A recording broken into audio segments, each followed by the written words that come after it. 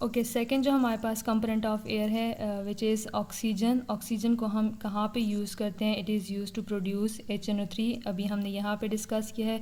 यहाँ पे जो हमारे पास ऑक्सीजन है ये भी हमने एटमॉस्फेयर से ली है, और जो नाइट्रोजन है वो भी हमने कहाँ से लिया है? एटमॉस्फेयर से, by the process fractional distillation.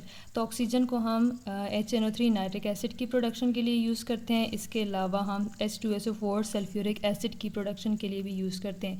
H2SO4 as we know it is the king of chemicals. ये सबसे ज़्यादा इंडस्ट्रीज़ में यूज़ होता है, और जो प्रोसेस हम इसकी फॉर्मेशन के लिए देखते हैं वो कौन सा? It is the contact process which is used for the production of H2SO4 sulphuric acid.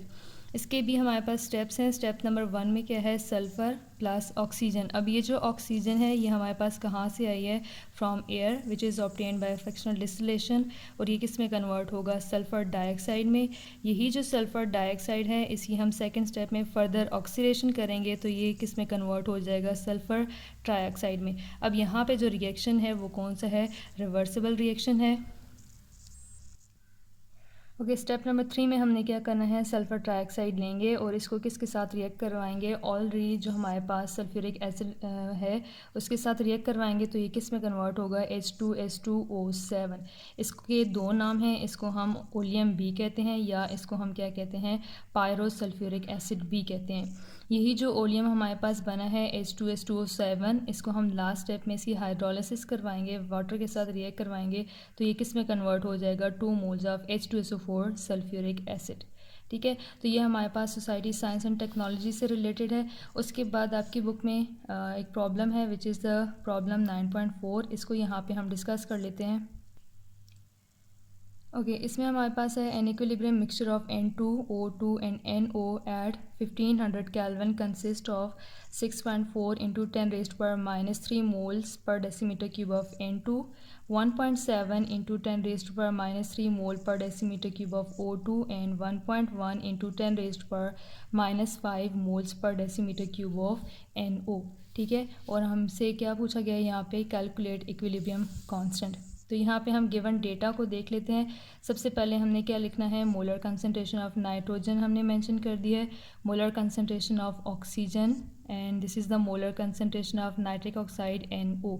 Temperature हमें कितना गिवन है? 1500 केल्विन।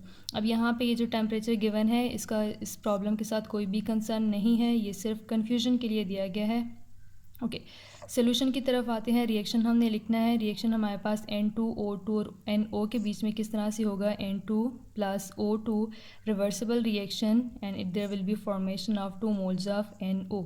KC इक्वेशन लिखेंगे तो हमारे पास प्रोडक्ट नोमिनेटर में आएगा, molar concentration of NO raise to power 2 हमने क्यों लिखा है? क्योंकि यहाँ पे इसके कितने मोल्स हैं? 2 moles, divided by molar concentration of N2 and molar concentration of O2।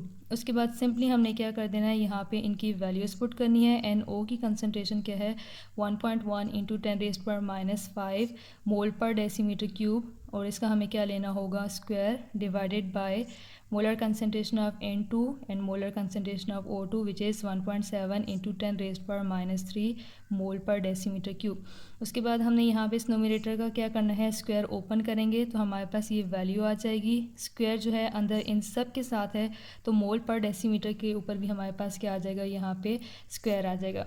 Denominator वाली टर्म्स को मल्टीप्लाई करेंगे तो ये आंसर आएगा हमारे पास, और मोल पर डेसीमीटर क्यूब, मोल पर डेसीमीटर क्यूब भी आपस में मल्टीप्लाई होंगे तो बेस सेम है, पावर ऐड हो जाएगी तो इसका भी हमारे पास क्या आ जाएगा? स्क्वायर आ जाएगा। यहाँ पे हमारे पास क्या होगा कि मोल पर डेसीमीटर स्क्वायर जो कि नोमिनेटर में है ये भी कैंसिल आउट हो जाएगा, और डिनोमिनेटर वाला भी क्या होगा? कैंसिल।